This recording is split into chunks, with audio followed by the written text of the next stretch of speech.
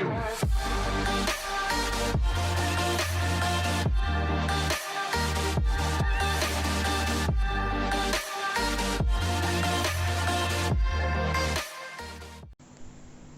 memulai video ini, ada baiknya kalian cuci tangan terlebih dahulu ya. Cindy Adams. To put it bluntly, Mr. President, who is the boss of Indonesia? It is President Sukarno? I think it is President Sukarno, Supreme Commander of the Armed Forces, Prime Minister, Mandatory of the Supreme Congress, Leader of the Revolution. One question that still remains unanswered, Mr. President. Did you know about the attempted coup of September 30th in advance? Did you know about the attempted coup of September 30th in No. advance? No. And why should you put this question to me? Simply because this is the only one who can answer it. I didn't know it. But before. Video tadi merupakan wawancara Presiden Soekarno dengan wartawan asal Amerika Cindy Adams setelah kejadian G30S PKI terjadi. Met freedom of the press.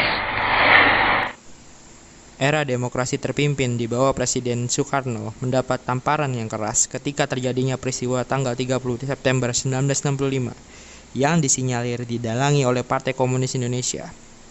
Pemberontakan PKI tersebut membawa akibat yang teramat fatal bagi partai itu sendiri, yaitu dibubarkannya PKI dengan seluruh organisasi di bawah naungannya dan dinyatakan sebagai organisasi terlarang di Indonesia.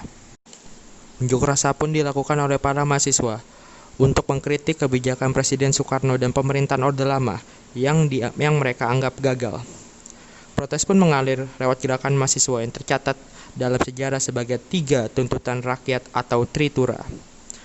3 tuntutan rakyat tersebut mewakili masalah dan sebagai pernyataan sikap tegas atas kinerja pemerintah kala itu, yakni pertama, bubarkan Partai Komunis Indonesia atau PKI, 2, rombak kabinet Dwikora, dan ketiga adalah turunkan harga. Pada akhirnya, 3 tuntutan rakyat ini membuahkan hasil. Dengan surat perintah 11 Maret atau yang kita kenal dengan Super Semar, Soeharto berhasil membubarkan PKI. Dan ini merupakan awal dari kejatuhan rezim Orde Lama.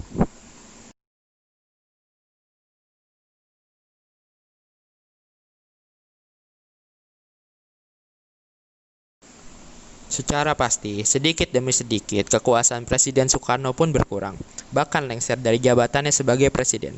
Hal tersebut terjadi dengan dikeluarkannya pengumuman penyerahan kekuasaan pemerintah kepada Jenderal Soeharto sebagai pengemban ketetapan MPRS nomor 9 MPRS tahun 1966 pada tanggal 20 Februari 1967. Perpindahan kekuasaan ini dikukuhkan oleh MPRS dalam sidang istimewanya tanggal 7 Maret 1967 yang dituangkan pada TAP MPR nomor 33 MPRS 1967, yakni mencabut kekuasaan pemerintah dari Presiden Soekarno dan mengangkat Soeharto sebagai pejabat presiden hingga dilaksanakannya pemilu.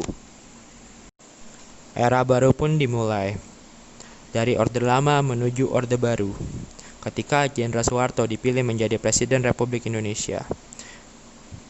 Visi utama pemerintahan Orde Baru ini adalah untuk melaksanakan Pancasila dan Undang-Undang Dasar Negara Republik Indonesia tahun 1945 secara murni dan konsekuen dalam setiap aspek kehidupan masyarakat Indonesia. Dengan visi tersebut, Orde Baru memberikan secercah harapan bagi rakyat Indonesia, terutama yang berkaitan dengan perubahan-perubahan politik dari yang bersifat otoriter pada masa demokrasi terpimpin di bawah Presiden Soekarno menjadi lebih demokratis. Era baru pun dimulai, dari Orde Lama menuju Orde Baru. Terdapat wacana pembangunan nasional yang dicanangkan oleh pemerintahan Orde Baru di Indonesia sebagai landasan penentuan kebijakan politik, ekonomi, dan sosial dalam melaksanakan pembangunan negara. Wacana tersebut dinamakan Trilogi Pembangunan yang terdiri dari 3, yakni pertama, stabilitas nasional yang dinamis, pertumbuhan ekonomi tinggi, dan pemerataan pembangunan dan hasil-hasilnya. Namun, pada masa ini juga, kebebasan berpolitik dibatasi dengan jumlah partai politik yang terbatas hanya 3 partai saja, yakni Partai Persatuan Pembangunan atau P3, Golongan Karya, Golkar, dan Partai Demokrasi Indonesia, PDI. Dibatasinya kebebasan pers dan kebebasan berpendapat terbukti dengan banyaknya kasus di beredarnya beberapa surat kabar atau majalah hingga dicabut surat izin penerbitannya dengan alasan yang telah memberitakan peristiwa yang bertentangan dengan kebijakan pemerintah. Beberapa aktivis politik yang menyuarakan aspirasinya dalam mengkritik kebijakan pemerintah beberapa lama kemudian diberitakan hilang atau ditangkap. Munculnya beberapa peristiwa pelanggaran hak asasi manusia seperti kasus Tanjung Priuk, kasus Marsina, kasus wartawan Udin, dari harian Bernas Yogyakarta, dan lain-lain.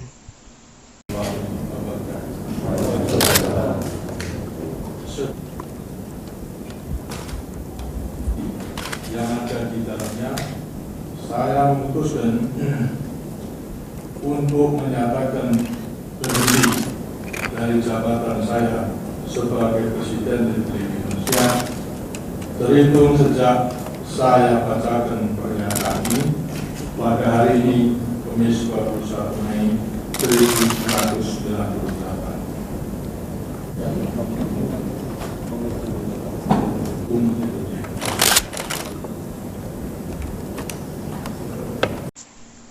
Pancasila secara murni dan konsekuen dalam kehidupan bernegara selalu mengalami pasang surut.